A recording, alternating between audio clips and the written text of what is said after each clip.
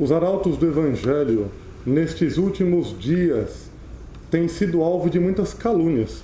Creio que as mães que aqui estão, os familiares, todos têm acompanhado o que tem acontecido. As inúmeras calúnias, mentiras, que têm sido ditas por todas as partes. E quando hoje eu tomei esta liturgia para preparar aquilo que eu deveria falar, eu me dei conta que o Espírito Santo já tinha preparado o tapete pelo qual nós caminharíamos nesta Santa Missa. A primeira leitura diz: Livro do Eclesiástico. O Senhor é um juiz que não faz discriminação de pessoas. Ele não é parcial em prejuízo do pobre, mas escuta, sim, as súplicas dos oprimidos. Jamais despreza a súplica do órfão, nem da viúva, quando desabafa suas mágoas. Em todas as calúnias que têm sido feitas contra os arautos do Evangelho, os arautos têm procurado explicar, têm procurado ser ouvidos. Infelizmente, as portas se fecham. Infelizmente, quando nos perguntam, nós podemos talvez falar 2 horas sobre o tema. Quando nós ouvimos a resposta da gravação ou das gravações que são feitas, 1 ou 2 minutos daqueles bem escolhidos, que não incomodem aqueles que gravaram. Nós vemos, continuando essa liturgia de hoje, diz aqui, o Evangelho. Nosso Senhor fala de um fariseu, imaginemos um fariseu com barba longa, cabelos um pouco encacheados, aquelas letrinhas aqui diante de si. Muitas vezes eles prendiam trechos da Escritura nos cabelos, e quando perguntavam, mas por que está pendurado aqui? Esse pedacinho de papel, diz a Escritura, terás a lei de Deus diante de teus olhos. Só lhes faltava ter dentro do coração. Diante dos olhos eles tinham. E aquele publicano, considerado pecador, que aceitava com submissão toda e qualquer repreensão, mesmo que fosse injusta, ou se fosse justa, esse, do fundo do templo, batia no peito, pedia perdão. Senhor, perdoai-me, porque sou um pecador. Enquanto o fariseu dizia, eu jejuo 2 vezes por semana, eu faço isso, eu faço aquilo. E no fundo, Senhor, perdoai-me, porque sou um pecador. Diz Nosso Senhor no Evangelho, no final do Evangelho, quem se eleva será humilhado, e quem se humilha será elevado. Nessas últimas semanas, os arautos do Evangelho têm sido objeto de calúnias, de humilhações. E nós, do fundo do templo, batendo no peito e olhando para o tabernáculo, a Deus que conhece o interior dos corações, nós resolvemos levantar a cabeça para dizer, Senhor, proclamai a verdade, porque vós a conheceis. Se nós passamos para a segunda leitura, São Paulo, muito fogoso, ele diz que ele combateu o bom combate, combati o bom combate, completei a corrida, guardei a fé, agora está reservada para mim a coroa da justiça, que o Senhor, justo juiz, me dará naquele dia, e não somente a mim, mas também a todos os que esperam com amor a sua manifestação gloriosa. E continua São Paulo, na minha primeira defesa, ninguém me assistiu, todos me abandonaram. Talvez até amigos próximos, todos me abandonaram. Talvez aqueles que se diziam amigos nos apunhalaram. Todos me abandonaram, diz São Paulo. Oxalá que não lhe seja levado em conta. Creio que vale a pena contar um pouco aqui a todos o que está acontecendo. Qual é a verdade que escondem sobre os arautos do Evangelho e os caluniam? No meio de tudo isso, começa uma campanha de difamação dos arautos. Na mídia, a grande mídia, que tanto fala e pouco sabe. A mídia Começou a proclamar por todos os lados. Eles são seguidores de Plínio Salgado. Plínio Salgado morreu 20 anos antes de Plínio Corrêa de Oliveira, 75. Os arautos, o professor Plínio morreu em 95. Alguns que tiveram a coragem de nos acusar não tiveram a perspicácia de ao menos tentar não cometer erros tão graves nas acusações. Apenas uma dessas. Então começa essa campanha. Arautos são isso, arautos são aquilo. Então, nesse nosso Brasil católico,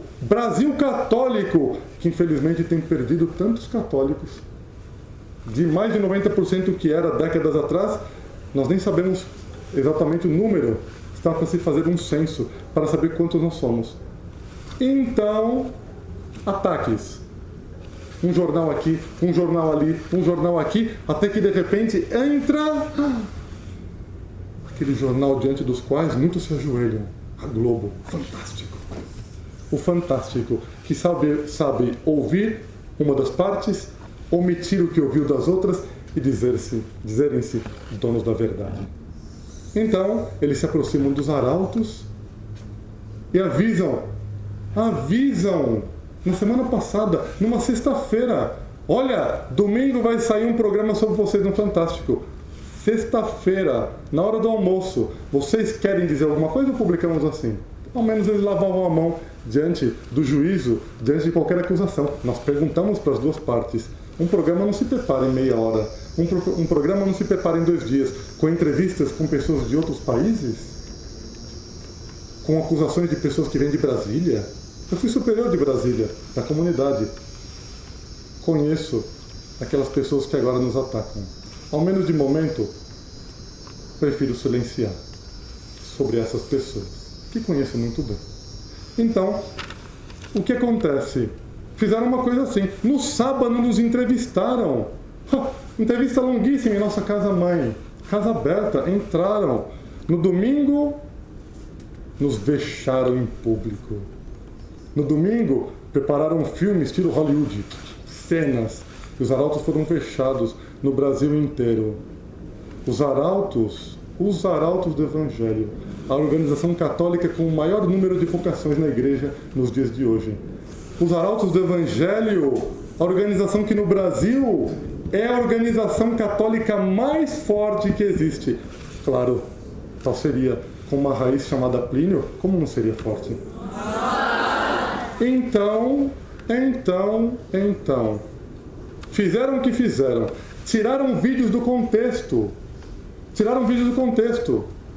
Então, pegaram um vídeo que falava de exorcismo e colocaram o Monsenhor João junto com uma das irmãs, batendo com uma folha de papel, dizendo que ela deveria fazer votos, e dizem, os arautos forçam a fazer votos, e tiraram o contexto do que estava acontecendo. Não dizem que aquilo era um exorcismo, que era o pai das trevas que falava, o pai da mentira, que falava naquele momento, e não aquela pobre coitada que estava sendo, naquele momento, objeto de um ato de caridade daquele sacerdote que, vendo o pai da mentira que se apresentava em nome de Jesus, pedia ao Senhor, Senhor, libertai-a, como Nosso Senhor dizia, minha filha, meu filho, para aqueles possessos que apareciam diante dele, estás libertado. O mesmo fez Monsenhor João, alvo de ataque, ele força a fazer votos. Onde está a verdade nesse nosso país? Onde está a verdade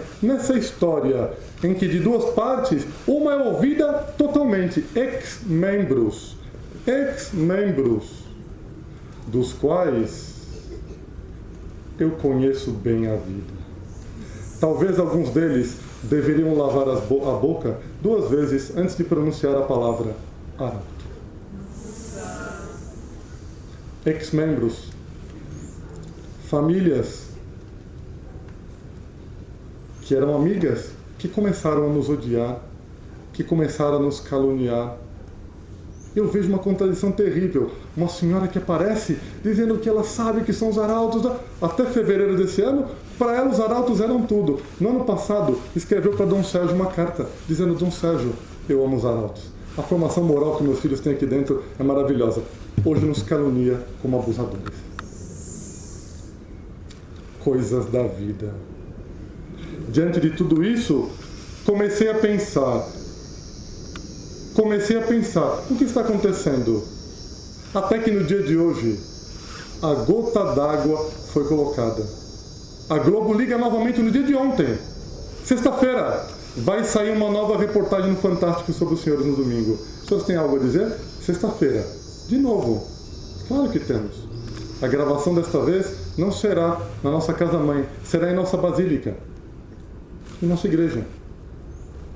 Eles vão para lá, entram, e nós tínhamos um conjunto de famílias que estavam ali para acompanhar, que queriam dizer, queriam ter a oportunidade de expressar seus sentimentos num mundo livre, em que tanto se fala da liberdade, acusam os arautos de tolherem a liberdade e nos tolhem a liberdade de nos expressar. Impressionante.